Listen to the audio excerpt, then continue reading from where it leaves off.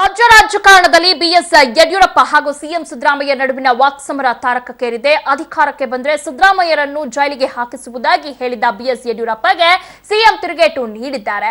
ಬೆಂಗಳೂರಿನಲ್ಲಿ ಮಾತನಾಡಿದ ಸಿಎಂ ಸಿದ್ದರಾಮಯ್ಯ, ಯಡಿಯೂರಪ್ಪ ಈ ದೇಶದ ಮಹಾನ್ ಭ್ರಷ್ಟ, ಹೀಗಾಗಿ ಅವರು 20 ಕೇಸುಗಳನ್ನು ಎದುರಿಸುತ್ತಿದ್ದಾರೆ.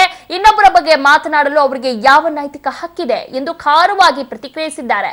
ಅಲ್ಲದೆ ಯಡಿಯೂರಪ್ಪ ಅಧಿಕಾರಕ್ಕೆ ಬಂದರೆ ತಾನೇ ನನ್ನನ್ನ ಜೈಲಿಗೆ ಕಳಿಸೋದು ಅಂತ ವ್ಯಂಗ್ಯ ಮಾಡಿದ್ದಾರೆ. ನಾನು ಈ ಭ್ರಷ್ಟ ಮುಖ್ಯಮಂತ್ರಿ ಸಿದ್ದರಾಮಯ್ಯ ಕೇಳಕ್ಕೆ ಇಚ್ಛೆ ಪಡ್ತೇನೆ. ಈ ಸಾರ್ವಜನಿಕ ಸಭೆಯ ಮೂಲಕ ಸವಾಲಾಗ್ತಾ ಇದೆ ನಿಮಗೆ, ಹೋರಾಟದ ಮೂಲಕ ಬನ್ನಿ. ಭಾರತೀಯ ಜನತಾ ಪಾರ್ಟಿಯ ಮುಖಂಡರ ಬಗ್ಗೆ ಏನೇನು ದಾಖಲೆಗಳಿದೆ ಅದನ್ನು ಬಹಿರಂಗ ಮಾಡಿ. ಬಹುಶಃ ಬಹಳ ಜಾಸ್ತಿ ಒಂದು ವರ್ಷ ಸಿದ್ದರಾಮಯ್ಯನವರೇ ಇದೇ ವಿನಾದ ಸಭೆ ಹೊರಗಡೆ ಕುಂತ್ಕೊಂಡು ನಿಮ್ಮೆಲ್ಲ ದಾಖಲೆಗಳನ್ನು ಪರಿಶೀಲಿಸಿ ಸಮಗ್ರ ತನಿಖೆಯನ್ನು ಮಾಡಿ ನಿಮ್ಮನ್ನ ಯಾವ್ಯಾವ ಜೈಲಿಗೆ ಕಳಿಸಬೇಕು ಆ ಜೈಲಿಗೆ ಕಳಿಸಕ್ಕೆ ನಾವು ಸಿದ್ಧ ಇದ್ದೇವೆ.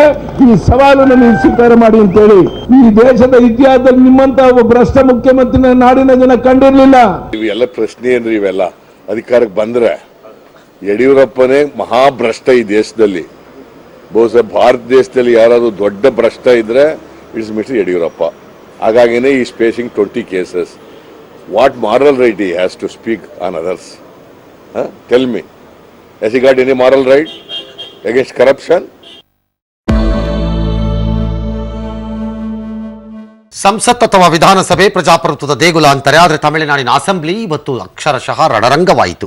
ಜಯಲಲಿತಾ ಅಕಾಲಿಕ ನಿಧನದ ಬಳಿಕ ಅಣ್ಣಾ ಡಿಎಂಕೆ ಮೇಲೆ ಹಿಡಿತ ಸಾಧಿಸಿದ ಶಶಿಕಲಾ ಅವರ ಹೋರಾಟದ ಮುಂದುವರಿದ ಭಾಗವಾಗಿ ಎಲ್ಲವೂ ನಡೆಯಿತು. ಬೆಂಗಳೂರಲ್ಲಿ ಹುಕ್ಕಾ ಬಾರ್ಗೆ ಅನುಮತಿ ಇಲ್ಲ ಅಂತ ಬಿಬಿಎಂಪಿ ಮತ್ತೊಮ್ಮೆ ಎಚ್ಚರಿಕೆಯನ್ನ ನೀಡಿದೆ. ಆದ್ರೂ ಅನಧಿಕೃತ ಹುಕ್ಕಾ ಬಾರ್ಗಳಿಗೆ ಬಿಬಿಎಂಪಿ ದಾಳಿ ನಡೆಸಿದೆ.